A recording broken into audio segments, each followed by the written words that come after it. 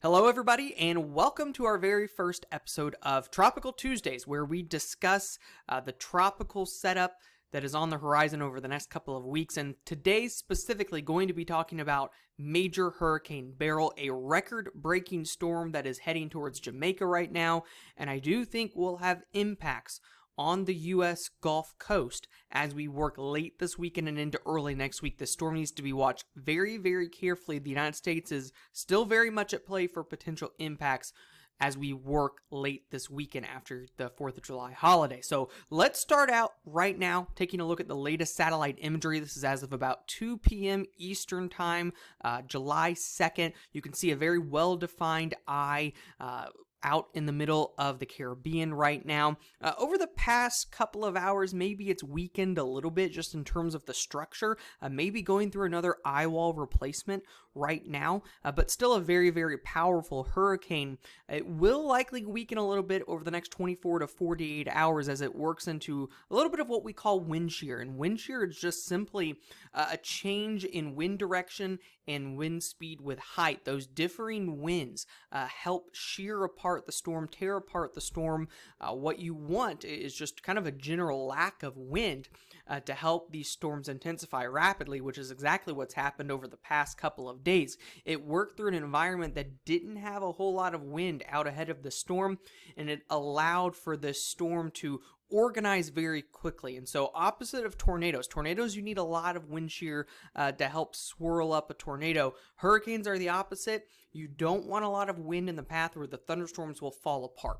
In this case, over the past couple of days, we've seen rapid intensification from a Category 1 to a Category 5 storm because of the lack of wind, along with record-breaking warm ocean waters here heading into the Caribbean. You can also see how close the storm has tracked to South America. It's extremely far south, this storm is, where it's developed. In fact, I think it's the earliest on record, in fact, right here, Major Hurricane Beryl records.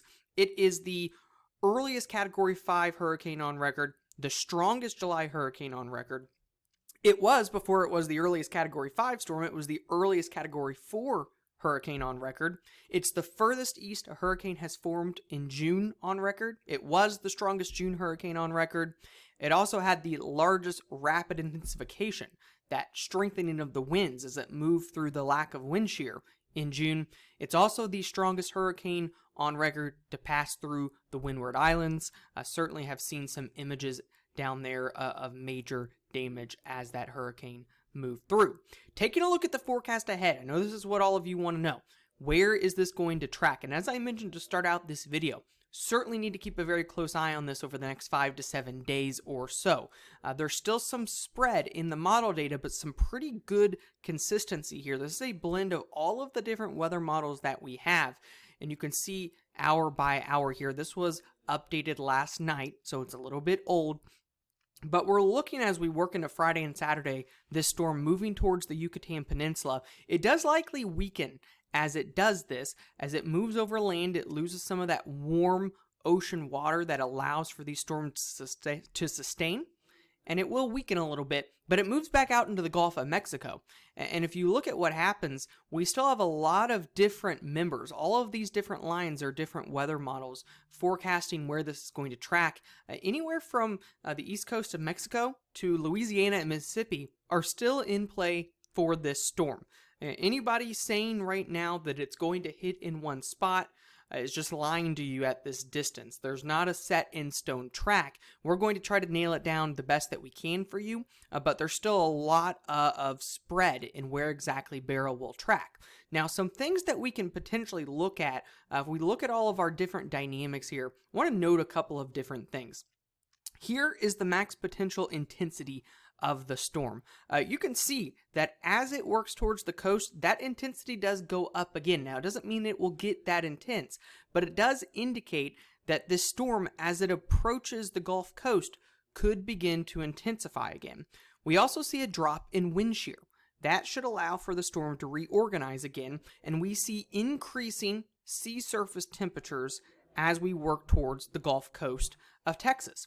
What this means is that there is the potential, after this storm moves past the Yucatan, for it to re-intensify as it works towards Texas. Based off the upper level setup, this storm would want to track kind of right through here. So I think anywhere from the western portion of Louisiana all the way through the Gulf Coast of Texas, very much in play here for an impact of Beryl as we work late this weekend and into early next week.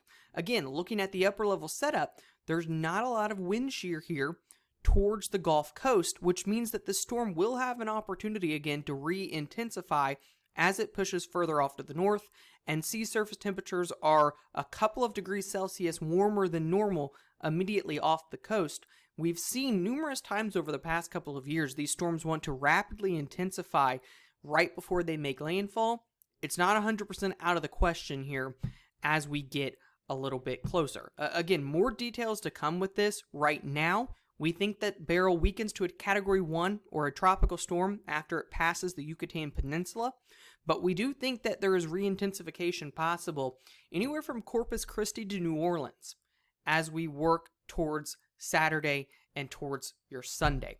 And so, guys, we're going to have more updates on this. If you want more specific details, you can go to our platform, Clarity Weather.